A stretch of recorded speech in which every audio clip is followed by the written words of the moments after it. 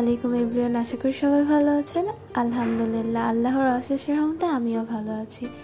এটা ছিল ঈদের দ্বিতীয় দিন। হঠাৎ করে প্ল্যান হয়েছে যে আমরা বাসা থেকে বের হব, তাও আবার সন্ধ্যার পরে।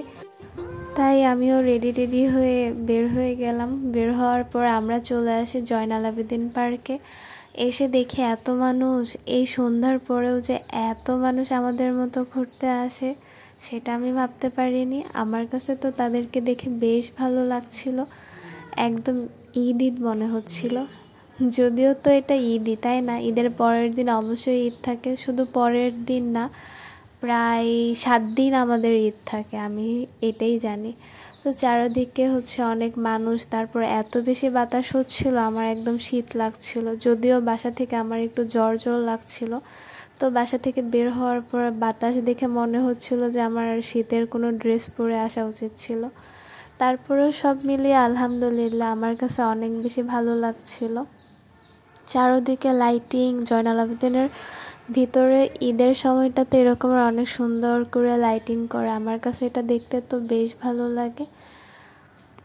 কেমন যেন মনে হচ্ছে বিয়ে বিয়ে একটা ফিল, তাই না বলেন?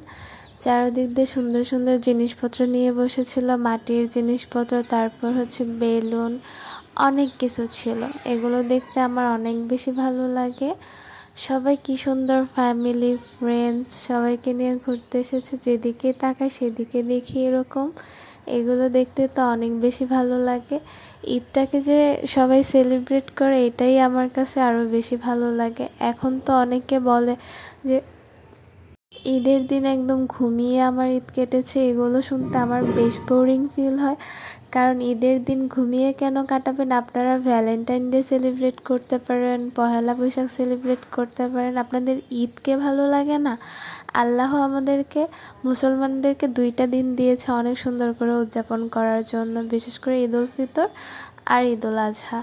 ঈদ উল আজহার দিন আপনারা প্রথম দিন হয়তো কোরবানির বিভিন্ন কাজ নিয়ে ব্যস্ত থাকতেই পারেন, কিন্তু ঈদের পরের দিন ফ্যামিলি এবং ফ্রেন্ডস নিয়ে তো অবশ্যই বের হইতে পারেন, ঈদটাকে সেলিব্রেট করতে পারেন। আপনারা হালালে শান্তি খুঁজে পান না, কিন্তু যেগুলো আমাদের ধর্মে ঠিক না ওগুলোকে আপনারা খুব সুন্দর করে সেলিব্রেট করতে চান। এটা কি ঠিক? আপনারাই বলেন। একদমই ঠিক না। আপনারা সবাই অবশ্যই আমাদের ঈদ উল ফিতর আর ঈদ উল আজহাকে অবশ্যই সেলিব্রেট করার চেষ্টা করবেন। নিজের মহরম কাউকে নিয়ে বের হওয়ার চেষ্টা করবেন, এতে দেখবেন অনেক বেশি ভালো লাগে। তো কথা বলতে বলতে চলে আসলাম কাবাবজি রেস্টুরেন্টে। আমার কাছে তো এই রেস্টুরেন্টের আশেপাশের ভিউ অনেক বেশি সুন্দর লাগে, আর ভিতরে ডেকোরেটগুলো আমার কাছে অনেক ভালো লাগে। আমি আজকে লালে লাল হয়ে গেছে, আমার আউটফিটও লাল, তারপর তাদের ডেকোরেটও অনেকটা লাল। আমার কাছে অনেক বেশি ভালো লাগছিল। তা আমরা খাবারের জন্য ওয়েট করছিলাম। তো এই তো ফাইনালি ডিসাইড করলাম কি খাবো। খেয়েছিলাম ফ্রাইড রাইস আর কি জানি খেয়েছিলাম, ভুলে গেছি।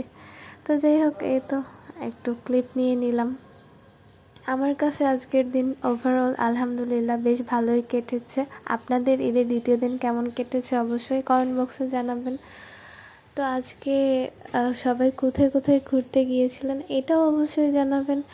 চারদিক দিয়ে ডেকোরেটগুলো আমি বারবার ঘুরে ঘুরে দেখছিলাম, আমার কাছে অনেক বেশি ভালো লাগছিল। তো এই তো ফাইনালি আমাদের খাবার চলে আসছে। খাবারের কথা বলতে গেলে আমার কাছে খুব বেশি একটা ভালো লাগে নাই তাদের খাবার, শুধুমাত্র তাদের ডেকোরেটগুলো আমার কাছে খুব বেশি ভালো লেগেছে। খাবারের আরও তাদের ঠিক করতে হবে, আমার পার্সোনালি এটাই মনে হয়।